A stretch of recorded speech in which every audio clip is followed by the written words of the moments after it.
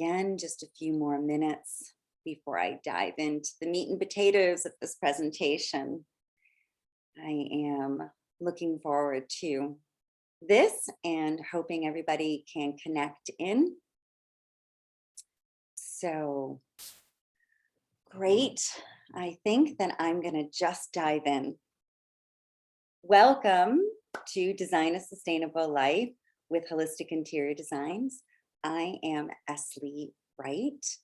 I am going to share with you just a tiny bit about myself before I jump into the presentation, because I am imagining there are a whole bunch of new friends that are joining right now, and you might not know about me, even if you did see a little bit of information in the bio when you signed up for this presentation.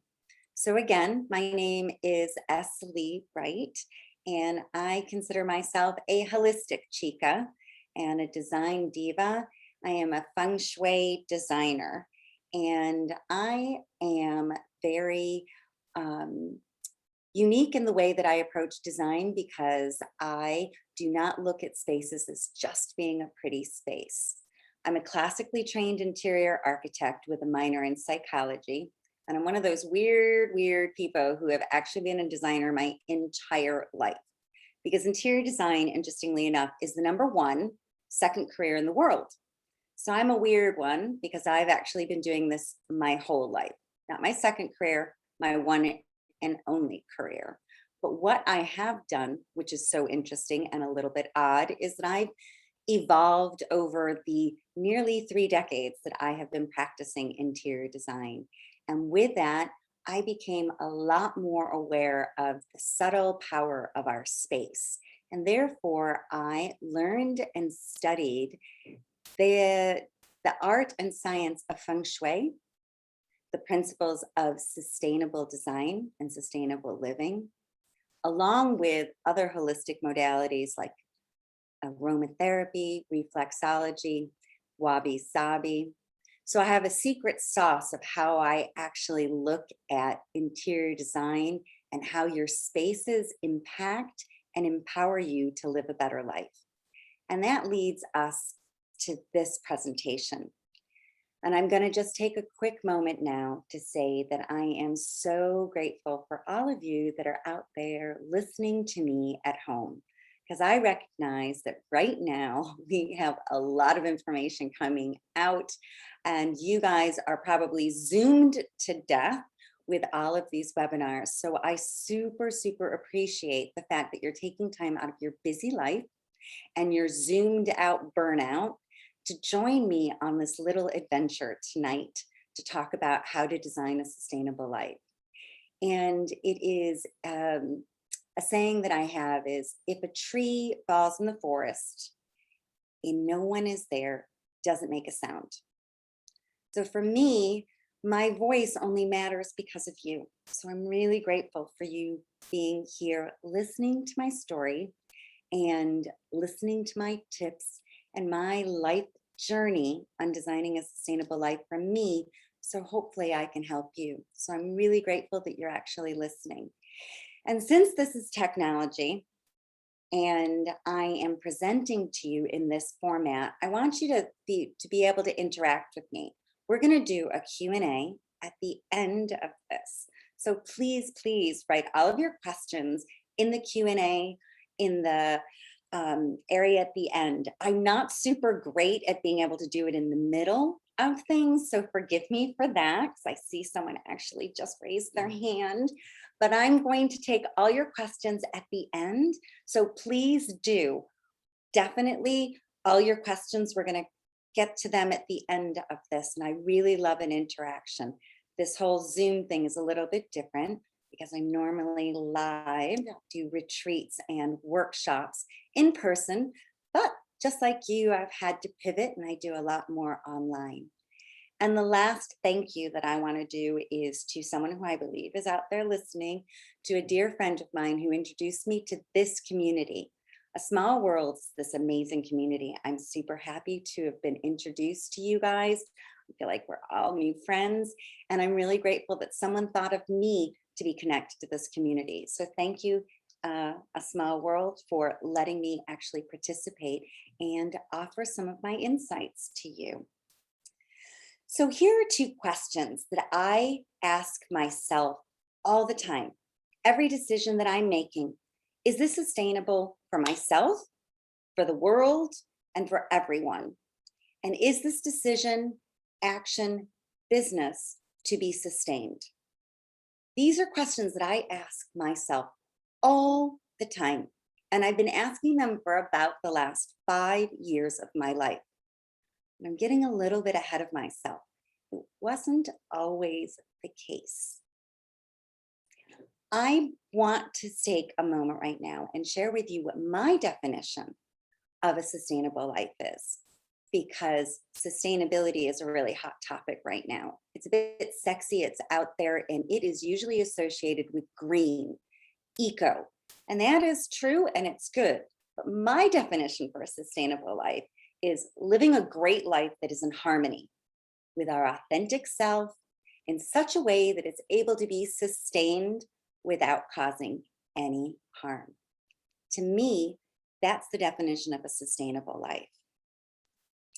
And as I shared, my life wasn't always super sustainable. I've been down this road a couple of times. I've had to redesign my life twice.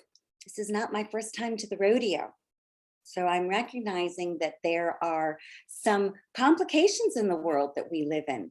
And it is a fantastic, beautiful world. And I'm super happy to be alive. But yes, there's definitely some complications of what's going on. And do you ever have those moments where you wake up in your life and you look around and you think, how did I get here? What am I doing here? Is this my life? Is this what it's all about? And I'm imagining some of you are kind of thinking that last year. I'm imagining quite a few of us had that big aha, life came to a screeching halt, and you're thinking, ooh, what is going on?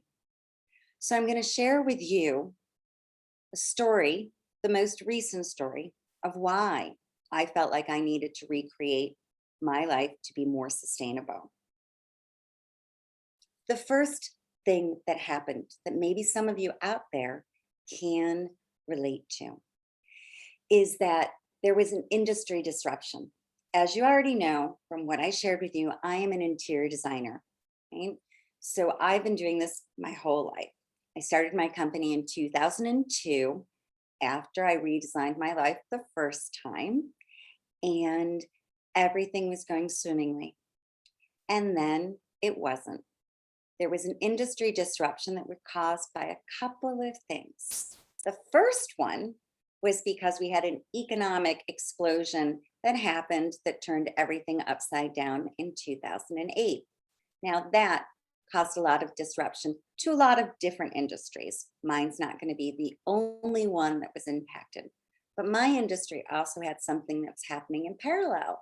And that was that the world was getting super excited about interior design. There were all these reality television shows that were super awesome and getting everybody super excited about making their homes really beautiful. And it was becoming mainstream. Except I'm here to tell you that reality television is not reality. And it became and is still to this day a little bit of one of those pains that I have with my clients, having to educate them about the real truth of what it takes to actually do a design project, and why it's important isn't about being just a pretty space. So the first thing that really happened is there was an industry disruption for those reasons. But then there's the third reason that this really hit, and maybe this is more appropriate for you guys, maybe depending on what your own life and your own career is. But technology has played a massive role in disrupting a lot of different industries. And interior design, architecture, and construction is no different. So I was busy trying to pivot my business. I am of an age that technology was not always part of my life. I was not born with a cell phone in my hand. So I went to university without even a computer. I have just dated myself there, but it's true. Technology was not something that was part of my DNA, and I had to learn it. And so all of that was happening at one time for me, and I was having to pivot my business. No matter how hard I was trying, there was so much change that was going on in regards to how to deal with the economic changes, people not wanting to spend so much money, the technology on how people were wanting to interact, and the fact that expectations were being mismanaged by what was going on. The second thing that happened, which you also might be able to relate to, is I just had a run of some really bad luck. And the first thing was that my home got massively, massively flooded. So my beautiful apartment in New York City, in Gramercy, got completely destroyed. And not only did it destroy my apartment, it destroyed the apartment below me. So I had to deal with all of the stress of all of that, renovating my own home to make it livable, renovating the people below me. And yes, that's my job, but I don't want to be doing it for myself. At the same time, I'm doing it for my clients. So that was one bit of bad luck. The second bit of bad luck, very personal, had a bad breakup with a bad boyfriend, which also does. Our personal relationships impact everything that goes on in our life. And I woke up and thought, ooh, this is not working. And the third thing that happened is my landlord for my office in Tribeca decided that he didn't want to renew my lease all of a sudden and didn't give me a lot of notice. So I had all of this bad luck happening at the same time of the industry disruption. You can see that this is starting to build to be a problem. And then something happened.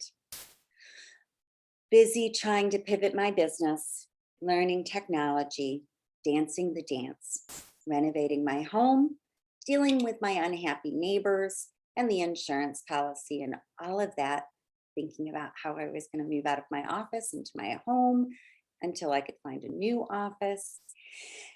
And the holidays were coming up, and my stepsister invited me to visit her, and I decided that I was not going to go visit her because I didn't have the time. And that Christmas, I made a decision not to spend Christmas with my family, with my stepsister. And in January, she unexpectedly, tragically died. You think you have time. And that's not always the case. And it is a incredible myth that we have in the world of busyness and running around. We always think that there's going to be more time. And this is a limited ride that we've got here right now. And for those of you that are listening, and some of you know me and some of you don't, I've had my share of loss. I have lost, my parents a long time ago. And so losing my stepsister really was the straw that broke the camel's back for me. So all of these things coming together, maybe some of them you can relate to. Maybe you have different triggers that have happened in your life. But what it did for me was a veil was dropped. The illusion of what my life was like and what it was meant to be. All of a sudden, I woke up to recognizing that I was making bad choices, like not going and spending Christmas with my family. I was working 12 hours a day. I was working 6 days a week. And my life had become very out of balance. Again, second time. Remember, I said this is not the first time I've been to this rodeo. So really recognizing that as much as I love my job, I'm so grateful that I do. My life again, my pie chart of my life was 90% work And that was not a sustainable life for me. So that woke me up. It woke me up in a very harsh but real way. And with that, I knew I had to make a plan. And, Dr. Seuss, one of my favorite guys to quote, whose birthday, 117th birthday, was on March 2nd. Think left, think right, and think low and think high, and oh, the things you can try. I am a planner. I'm a designer. Thank God. And this is why I'm actually probably talking to you guys about this, how to design your sustainable life, because one of the skills a designer has is planning and setting things in motion for how you can do it. You get a vision, you make a plan, you do action, you have a result. So I knew that I needed to think about what I needed to do. So the first step, I knew I needed to redesign my sustainable life. I knew I needed to change my space to change my life. I knew it in my heart. My life was beautiful on the surface, but something was very broken deep down. My roots were not deep enough. I was not feeling very stable. And I'm sure in this past year, we've had a lot of reminders of when our life is starting to fall apart. If we don't have strong roots, things can actually really get messy quickly. And it's important to take the time, which I think those of you who are actually listening to this are recognizing this. There's two different ways of looking at sustainable life. One, the first one that I'm talking about tonight, is all about creating sustainability for inside of you. The overarching looking at sustainability from a perspective of resiliency, of self-love and stability. There's another webinar, hopefully in our near future, which is about how to do sustainability from an eco-green standpoint. But the first one that's most important is for you to become sustainable in your own life. You need to figure out what it is that you need to do. And I was in that position, that moment, that January, when all of a sudden my stepsister died, all those other things had been going on. And all of a sudden my world was a lot clearer that it wasn't working. And then I needed to do the first thing. I needed to clarify my vision. I have my boyfriend is French and he's got some young kids, and talking to them about clarifying their vision is a really normal thing to do when you're young, but it isn't something that we often take the time out of our busy schedules to do when we're older. And if you do, it's interesting, you can often find out that so much of your vision is on autopilot from decisions that you made when you were young, and they may not have evolved with you or with the world, because we are living in a world that is changing so quickly at such an incredible pace. It's getting faster and faster and faster. They say that the amount of information coming at us on a daily basis is the same, on a daily basis is the same of what our grandparents had in half their lifetime. It's like a crazy amount of information.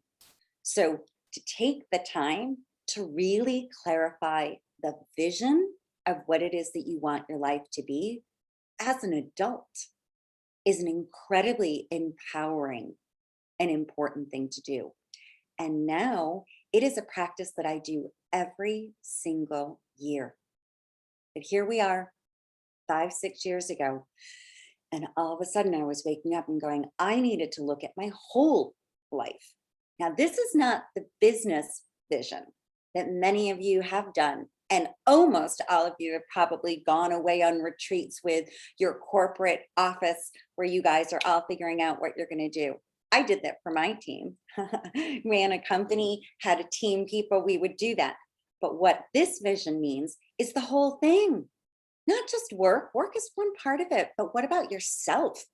What about your social life? What about your family? This is about much, much more than just your business. I'm actually working on my life book, which has 12 different areas of your life. And in Feng Shui, we have 9 areas. It's super, super important to make sure that you do it. And I dug deep And really, some of the truths that I found at that point in my life was, again, that my balance was way off.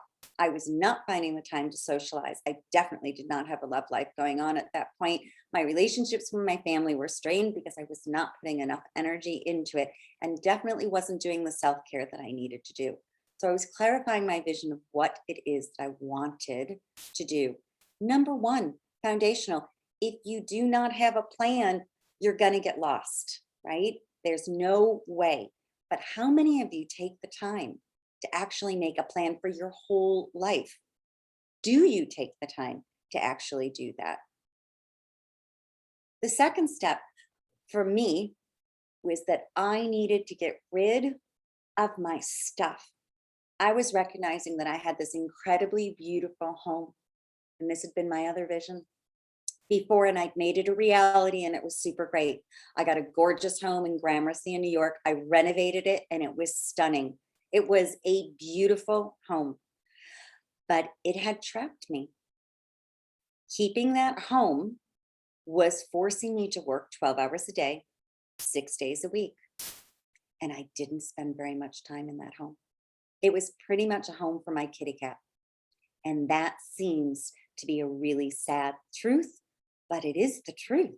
I was working in my office 12 hours a day, 6 days a week. So my home, all this beautiful stuff, was not actually getting the love, attention, and the enjoyment that it should. So I made a radical decision to actually say goodbye to all my stuff. I knew that there was an energetic drain, not just a financial drain. And right now, this is also a really big thing with the whole decluttering that's going on. But this was, think about this, 6 years ago, a little bit before that curve, when I just decided I needed to cut ties. I needed to let go of all of that stuff that's holding me in that environment. And then I decided I needed to get out of Dodge. I lived in New York City, and I love New York City. You can take the chica out of New York, but you can't take New York out of the chica. Spoiler alert, I live in Spain right now. I don't know if I'd mentioned that earlier, but I was loving New York City. Always, my whole childhood, I was brought up going to New York City. It was just one of those great places until one day it wasn't. And I had to wake up to recognize that the environment of New York City, the vibration of New York City, was no longer serving me. And that was super hard for my ego to really recognize and to handle. But when I decided that I needed to look at me and my happiness and stop worrying what other people were thinking, including my family, including my friends, who all thought I was a little bit crazy, I decided I needed to get out of Dodge. I needed to leave New York City because that environment, that space, was no longer serving me. Right? I had left my life before, come back and redesigned it in New York, and had created this great life, and it worked for a while, but it wasn't working anymore. So I decided that I needed just to leave New York City. And there is no one alive who is youer than you. I was able to really figure out who I was. And that is really important. Not who your parents think you should be, not who your partner thinks you should be, not who your clients think you should be, but who you are, because you are the only one that can really answer that question. And I ended up moving to San Sebastian, Spain, a beautiful, beautiful seaside town in the north of Spain, close to France. And it was a place that I had gone to many years before, and it was a magical little place. And I decided to go there because they had a significantly better balance of their life. So I moved to Spain with my kitty cat and my very little left of my stuff. And I moved to San Sebastian with the idea that I was going to live there for a year, learn Spanish, write my book, check those bucket list things off, and figure out what I was going to do to create the rest of my life. And it was after I got here that I realized that this was it. This was my cottage by the sea. This was the vision that I had created. And I became a different person because I created a different life. I changed my space, so I changed my life. And this is when I really started to blossom as this holistic person that I always wanted to be, but was a little bit in conflict because I was in the wrong space. I became a bit of a beach comber, not in the traditional way. I don't actually comb the beach looking for stuff to sell, but I do have an apartment full of lots of stones, seashell, glass, and I pick up litter a lot. But that is part of my life. And then I became the connector. And when I moved from New York to Spain, I was still running my business, which I still am in New York. And I had to get better at technology. And I needed to start connecting with people in this kind of way, magical way. I had to embrace technology and embrace a way of connecting with people in a way I'd never done before. It really, really stretched me outside of my comfort zone, but I became a connector. Super happy with that. I have friends all over the world, and now I have clients all over the world. I am so lucky that I actually live in a beautiful place, but work with people all over. And I really started to find out that I was a total tree hugger. I'm a tree hugger at heart. I'm an eco advocate. I figure out how to do sustainability all the time. I'm going to lectures, I teach workshops on it. My blog, Change Your Space, is all about how to do sustainable things, and my design projects, right? So I became this new version of me because I needed to. So what does your sustainable life look like? Can you close your eyes for a minute and just think? Now, some of you may be really happy with your life right now. Maybe you're happy with some of it.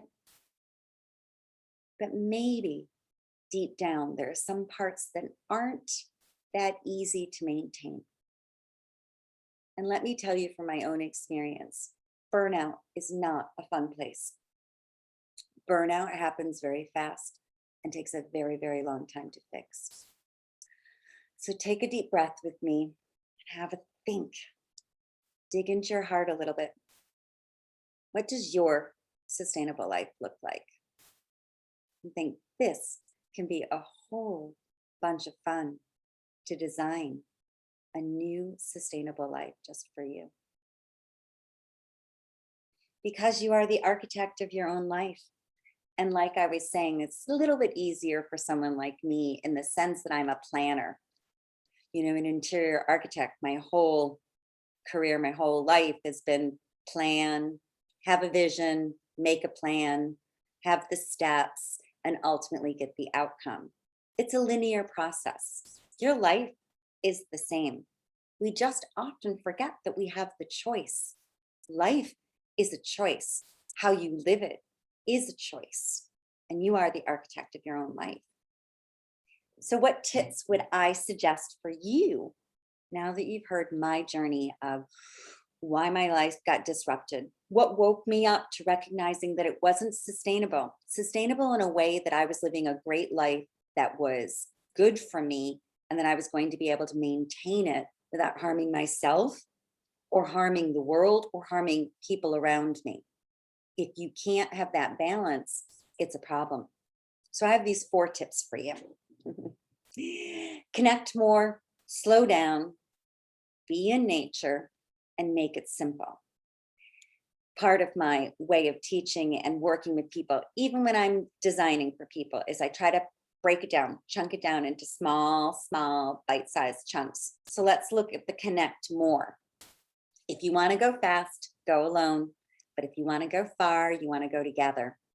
So this is something that also became incredibly integral to my new life, because in Spain, they're sociable.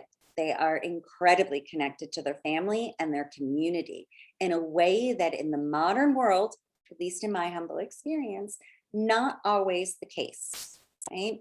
Especially not for the people like you and me. We're wanderers. I travel. I've lived in multiple countries at this point, and I love it. And that's super, super great. but it's difficult to stay connected. So I left my family in Rochester a million years ago and super happy that I did that because I've lived in so many different places and connected with people.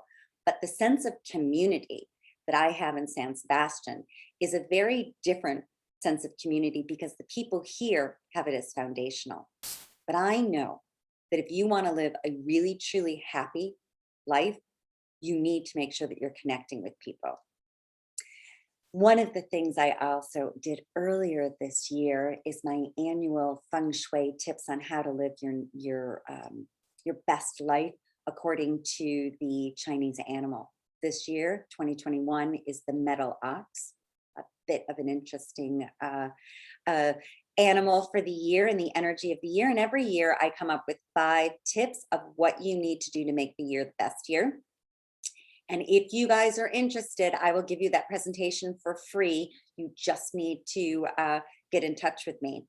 But the reason I say that is because my number 1 tip for 2021, togetherness. I just feel like we have got to break this thing about being completely solo. And 2020 taught us that on a global level. When the pandemic hit, and we ended up going into lockdown, I cannot tell you how many people I know ended up having a really tough time because all of their social connections were then just stopped. Can you relate to that? I mean, it was a tough time. Even for me, I really struggled with that. And I have a lot of connections. And Spain was a little bit, and France was a little bit different than some of the other places that I'm talking to you guys. I don't know. But it was a real wake up call of how much our interactions, our human connections really, really matter. And it really brought home to me what I already was understanding was that our community and our connections are what make us better. We are so much stronger together. So the first thing I'm saying in creating a sustainable life is strengthen your core, strengthen your community, your collaborations, your ties. Connect more with people. Now, we're on a fabulous connection network right now together. The A Small World is a community that connects people. So you guys are already a little bit ahead of the curve, and I'm probably preaching to the choir, but I just want to really drive it home because this is something that I don't think our modern society is so great with. We really want people to be autonomous and do it on their own. And it's all really great to be super independent. And I'm breaking that myth. That myth buster, no. Do it as a team.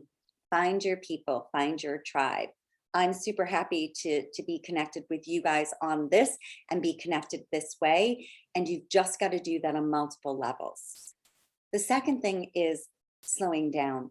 And this, I say, for those that come to any of my other webinars, because I know that there are some of my followers out there and I love you. You know, you hear me say this all the time, but I really, really mean it. You've got to slow down.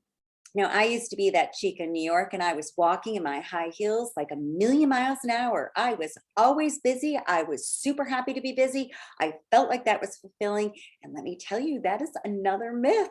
It's not good. You know, we really need to break that habit of busyness and thinking that that's actually living a good life because that's just BS. You know, you can't live a good life if you are busy. You can't.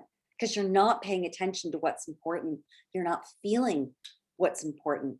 So it is shocking to me how many things became clearer to me when I started to slow down. Now, you know this a little bit when you go on holiday, when you travel. Traveling is great way to slow down. Gives us this opportunity to get a breath of fresh air and get that perspective. Oh my God, I always loved traveling so much. And especially when I was really busy. And then I would go traveling to slow down. And that's still really great. But let me tell you something. My traveling experiences are so much different now that I live a slower life, right? I say, step with great care and great tact. Remember that life is a great balancing act, right? It's all coming down to balance, right? In my life of slowing down, I have written 3 books, done, oh my God, I can't even, numerous, a dozen workshops, whether they're online or have been in person. I've done 2 live retreats, not to mention the dozens of projects that I've done globally. My life, and that's my work. I have a boyfriend for multiple years. I meditate every day. I'm that crazy eco tree hugging beachcomber person. I have a great social life. I'm painting and drawing again. My slowing down has in fact sped up the productivity of my life, which is so confusing. But I promise you, if you really do slow down, everything else happens in a completely different way. I don't even understand the science behind it, time space thing, but trust me on this, you want to slow down. And the third or fourth, I can't remember, be in nature. Nature is not a place to visit, it is your home. You're talking to me, holistic interior designer, sustainability advocate. Oh my God, nature is the answer. She is our best designer. She tells us what to do, and Mother Nature is kind of pissed off at us right now. We are so not doing it. We are not actually paying attention to it. But if you do start going out in nature, you're going to start to understand the rhythm and the balance that I'm talking about, because it happens around us. The 5 elements are around us. You'll start to notice when things aren't in balance. You recognize it maybe on your television screen with the world is screaming at us right now because we're having fires in one place and floods in another, snowstorms, all these crazy, crazy weather things because Mother Nature is not really in balance. So I say, if you want a sustainable life and we want a sustainable world, one of the things you can start to do is to just get your butt outside. Go outside a lot more. You're going to start to recognize the rhythm that you need to be so much clearer on such a regular basis. I can't tell you, I can't not go outside. Luckily, I have a huge terrace overlooking kind of the mountains right next to the beach. So I get to have that connection to outside all the time, but I'm also outside on the street, on the beach all the time. And if I don't, I feel anxious. So I know that part of my sustainability is this, and I really think everybody would benefit from it. And the last one, that was the third, this is the fourth, is simplify. Now, again, the decluttering phase. Woo, we know Maria Kondo's thing, which is so great. Break your collective delusion about stuff being super important. It isn't super important. Life is super important. Adventures and love, our stuff isn't. And I cannot tell you how many of my clients that I am working with that need to break their connection to their stuff so they can stop having the energy leaks that all the stuff causes. So I'll say the one quote that I have been using for a very long time, one of my favorite people, William Morris, he said that you should never have anything in your home that you do not believe to be totally beautiful or very functional. The rest of it needs to go. Really important. You will not ever feel as light as you do when you don't have things in your house that are of excess. When I moved to Spain and I got rid of everything, I mean, well, I thought it was everything. But, I did ship some stuff here and have gotten rid of most of it from there. So much lighter, so much lighter. I realize how little I need to be happy. And I still love beautiful things. I really do. I think that they're super important, functional and beautiful. That's what I've got. The rest, gone. Don't need it. So simplify is the fourth thing that I'm recommending for you. So again, just to remind you, my definition of a sustainable life, the one that I'm hoping for you, the one that I did for me, is to live a life that is great, that's in harmony with your authentic self without causing any harm, and that it can be totally sustainable. The 3 most dangerous words. I know that. And how do I know that? It's because I am a recovering know-it-all. For anyone that's been in my world for a long time, you know that. And I am really here to say that I am only sharing my journey, hoping that I am speaking to someone's heart. One person that out there feels that I have helped them a little bit, that I've done my job. But many of you might be saying, oh, I already know that. I know I need to slow down. I know I need to simplify. I know this. Be really careful if that's where your brain is taking you. If you are just going, I've already heard that, done that, been there, then you're not absorbing it. You're not really open and curious enough to really dig in. So be wary of that. If it comes into your head, just think, I'm saying I know that. But if you know it and you're saying you know it, but you don't have a plan and you're not creating action, then that means you're stuck. And that means you're buying into the delusion that that unsustainable life is okay. And it isn't. This is not a dress rehearsal. This is what matters. You want to be on your 85th birthday looking back at your life and going, that was a good run. It's a small world. I love that.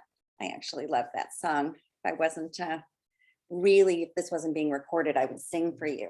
I loved it. It was a small world when I went to Disney World when I was a kid.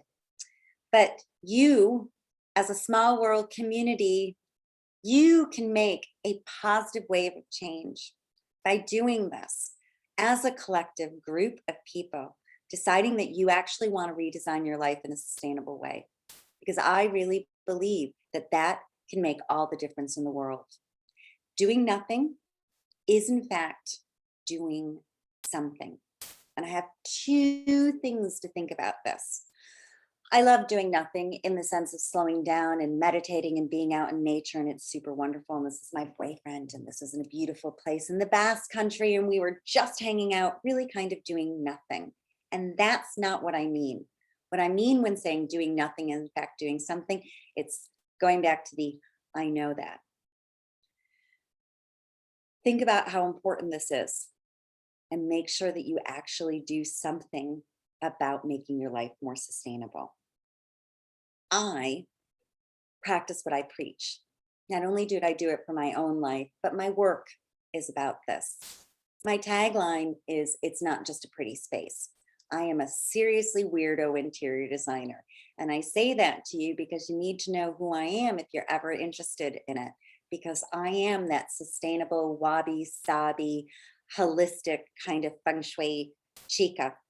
Holistic interior design is my thing. I look at the whole picture with you. And it's a process of creating a sustainably designed home for you, the community, and the planet. It's a really fun journey. I love it. And my clients love it too, but you got to be into it. And just to show you a few little examples of some of my projects, I've got the after of this beautiful room and the before. A lot of decluttering, as you can see, connection to nature, repurposing some furniture. Here's another example. An after of a lovely kitchen. And the before, which was just a old, dark, dank, terrifying space. And we really made it a community center. Basically, this space ended up being where the entire neighborhood used to hang out in this kitchen. So a fabulously sustainable space. And then here is a bathroom, a before and an after. Inspired design, recycled, handmade tiles from a place that they went on holiday. And last but not least, a bedroom, showing you what a master bedroom. The master bedroom is super important because you are the masters of your life. So it should be a beautiful, Zen inspired, holistic, balanced space like the after bedroom is here. Your sustainable home should inspire you to go out into the world and do super great things. Live your sustainable life. And then your home should welcome you back in so you can be renewed in it. So I'm super excited that you guys are here and that we got to meet this way. And it's a little bit awkward because I would really love to see all of you and be talking to you. So we're going to do a Q&A in a few minutes. But I want you to invite you to stay connected with me. My website is holisticinteriordesigns.com. And I blog all about things sustainable in your home, mostly eco ideas, Feng Shui tips, and that kind of good stuff in my blog. So please do connect with me. I'm on all those social media things too, you know, LinkedIn and Instagram and Twitter and Facebook, blah, blah, blah, right? And just for you guys, my new friends, I am offering anybody that does want to work with me 10% for this community. You just have to reach out to me. So I am really honored, and I'm going to close down the presentation, and then we can do some Q&A, and you guys can ask me anything that you would like to ask.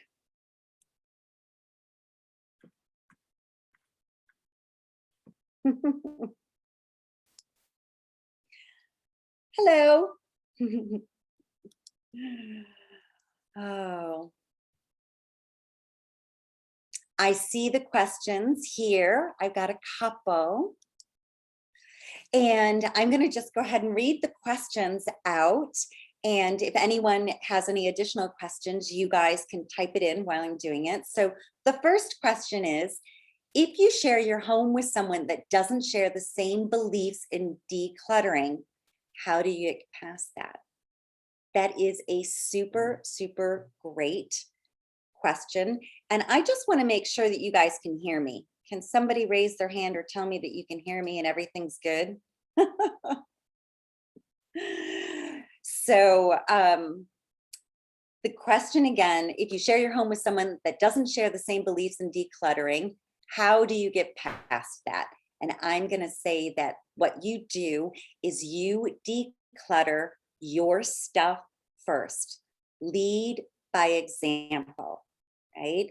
One of the famous Leeisms I have is keep your side of the street clean, right?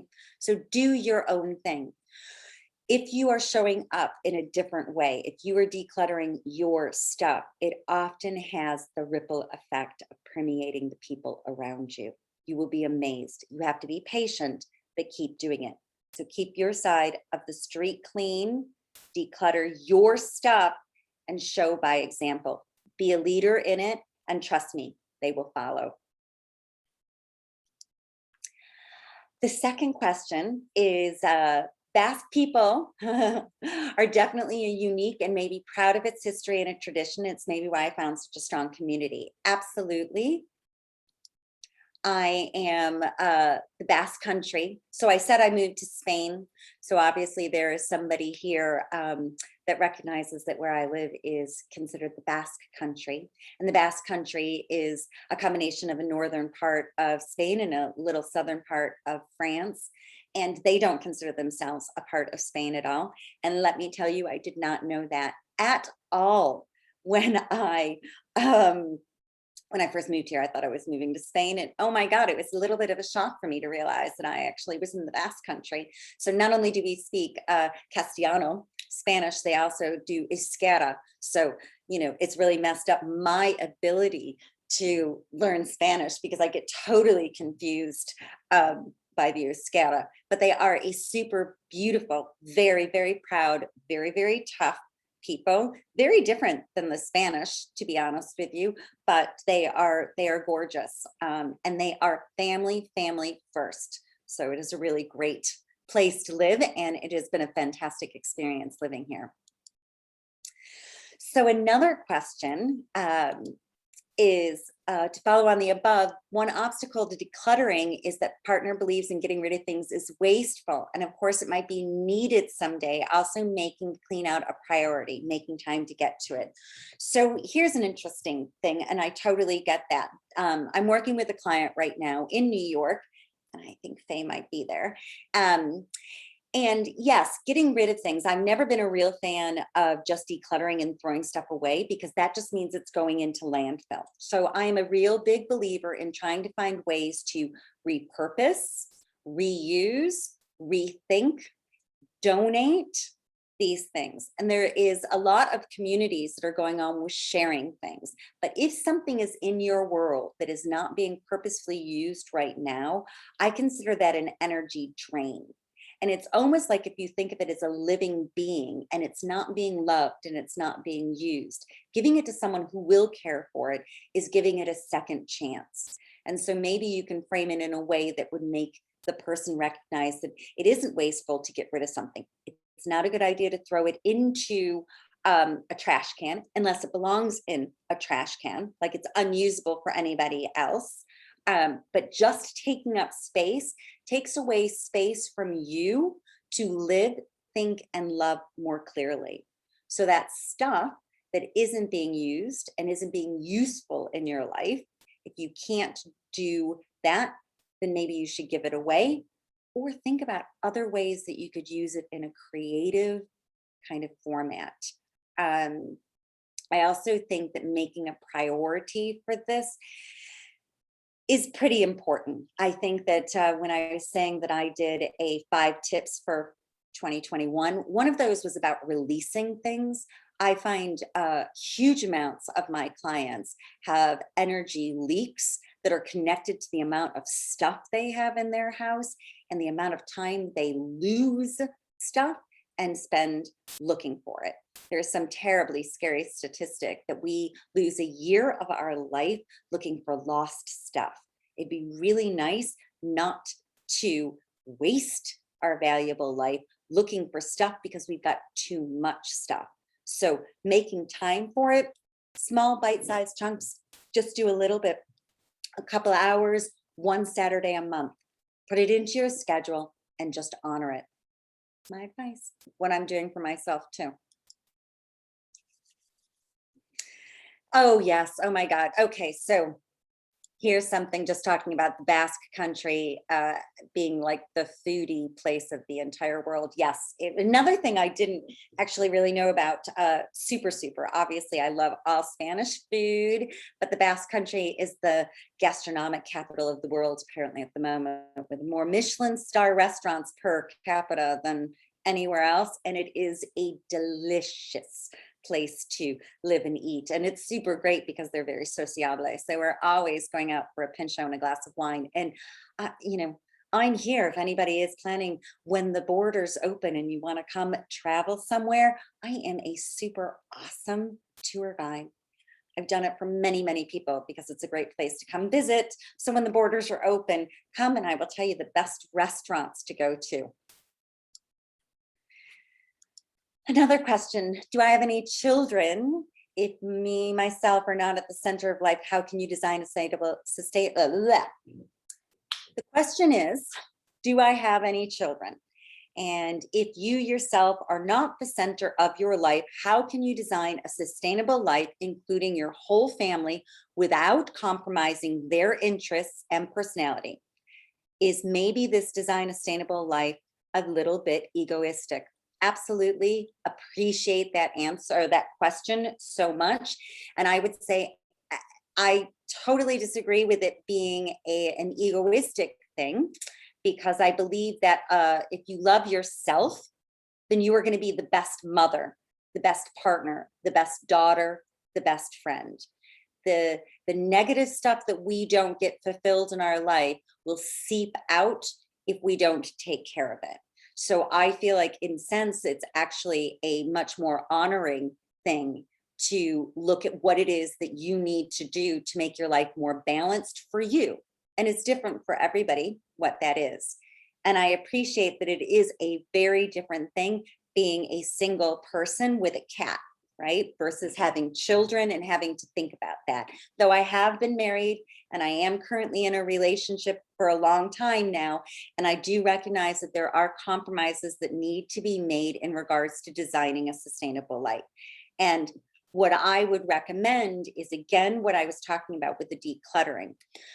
Looking in your own heart and soul and figuring out what it is in your life that's working and isn't working is the first key, because that clarity will help you understand what's missing and what's not.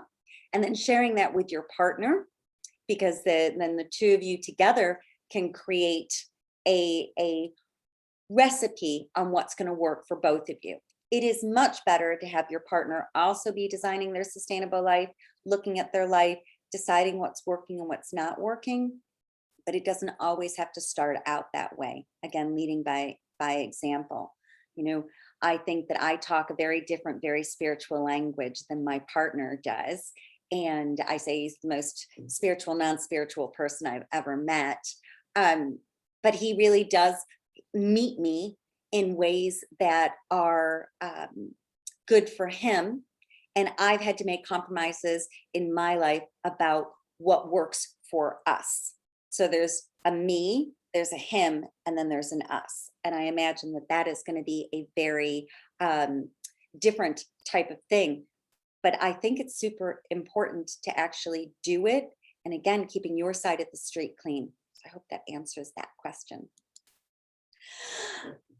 Hello, Alexandra. I'm so happy you're here. In Brooklyn Heights and Dumbo, we have a wonderful Facebook page called Buy Nothing. Everybody is so wonderful and giving. Yes. So Alexandra, thank you so much for bringing that up. So anyone that is in the New York world, that is so fabulous. Buy Nothing is another really, really awesome community, and they share and help. If you have something that you aren't using, you can put it online and give it away to somebody for free, and vice versa. And my client Faye is using this and says that the community is just phenomenal. So it is a great way of that unused things that are in your space, that are taking up space, that are your energy leaks, that you can actually do in a really fantastic way and connect with some really great people. So thank you, Alexandra, for bringing that up. And our last question is, how involved are you with the construction crews and the installation of your ideas? Thank you, Mark, for that question. I am a very hands-on person, extremely involved with the contractor and the construction crews, as I have been my whole career. It is a little bit different being on the other end of a camera than being able to be there. But no matter what, I want to be a very strong influence in the installation and the implementation of the vision as much as I possibly can, when that is what I am hired to do. So, because I believe that great design is a vision, and that's one part of it, but that's only one part of it. The process to get to the implementation and the end result is just as essential as a great design, because a great design with a bad or shitty implementation, or a contractor that doesn't know how to do it, is going to actually not be a great design at the end of the day. So I get very involved. As a matter of fact, I'm working with a contractor, 2 different projects. One's a very big project in New York, and working with the local team to organize all of the stuff that needs to go on with the contractor right now. That's just about, looking at it and figuring it out. And another one who's in the middle of a construction project.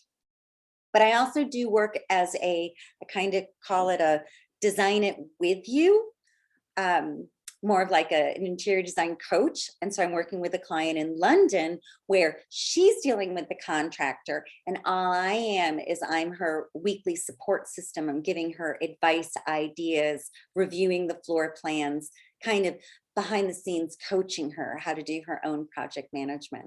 So so that's where we are. And I'm seeing at this point that was the end of the questions in the Q&A, which I totally love. That's my very first time of using Q&A. So, and I'm looking over at the chat box. So yeah, everybody's talking a little bit about Buy Nothing community. Oh, Buy Nothing's in Italy. That's so cool. I might need to look, see if it's in Spain. We have a couple of different other things here that we've used in Spain called Vinted, which is about selling really inexpensively gently worn clothes. And I do a thing called Kava and Clothes Eco Exchange, which I've just created up as a way of those unloved pieces of clothing in your closets, trying to find a way to share them with your friends. So I have a whole blog on my blog about that for anyone that is interested. But super, super happy that you guys were interacting with me and had all of these great questions. And I hope that I have been able to answer everything. I have thoroughly enjoyed this whole process of helping to give you some tips from my life experience on how you can become a little bit more authentic about creating a life that's sustainable. And let me put it in a slightly different way. You want to have a life that is balanced for you, that is something that is in alignment with your own values and is sustainable. And a lot of things in the world today, a lot of myths about things that we should be doing: work hard, you need more money, you need more stuff. Being busy means that you're accomplished. A lot of these myths need to be broken because I don't believe that they are sustainable. They're not something that we can maintain in a healthy way without hurting ourselves. Burnout has become an epidemic globally, if you haven't noticed. And one of the things is trying to start about thinking about things slightly differently. How can I sustain a lifestyle that's going to actually work? Kind of like saying a sustainable workout plan. Like, don't start working out like super crazy because you're never going to be able to sustain doing that. Do it little by little and create a new habit. So thank you, everybody. Remember, I invite you to connect with me. Holistic Interior Designs is my website. My blog is changeyourspace.info. My name is Esley Wright, and I am, super happy to be part of a small world community. And I'm hoping to see some of you at another event. And I really appreciate this. And I'm going to sign off now.